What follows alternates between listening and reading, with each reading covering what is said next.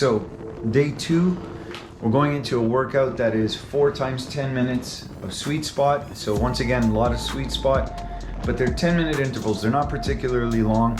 You've got bursts every 2 minutes at 200% FTP. So you'll ride 2 minutes sweet spot, burst for 5 seconds, back into sweet spot for 2 minutes, burst for 5 seconds till you've done that 5 times for 10 minutes of sweet spot, and then you can recover. And the work to rest, every workout this week is 2 to 1. So you're double the length of time in the work, and then a little bit of recovery, and then back into work, and then the rest is endurance riding.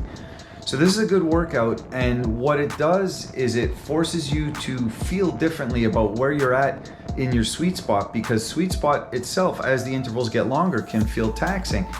But all of a sudden, sweet spot starts to feel like recovery, because you're working at a higher rate of effort when you're doing those bursts, and it causes your heart rate to just spike up and to really open up your legs for a moment and then come back down, and then sweet spot starts to feel even more comfortable. So this is not my first time doing this type of workout, and I really like these. It also just keeps things really interesting because you're not just stuck in that one kind of narrow spectrum, right? You're opening things up, and it really represents the true nature of bike riding, because unless you're riding indoors, you're never going to have a perfectly steady wattage, or maybe a more skilled rider might, but generally there's going to be little curves and dips, even in flat roads, and little gusts of wind, and sometimes you need just a little bit of an acceleration or what have you.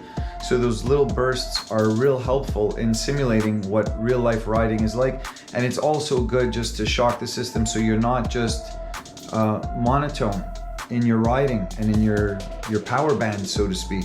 So I like that a lot, and like I said, none of these workouts are particularly grueling. It's just a matter of stacking them all on top of one another. So 4 days in a row of a lot of sweet spot riding, no endurance days, no recovery days. The toll that it takes, the cumulative stress on the body is pretty significant.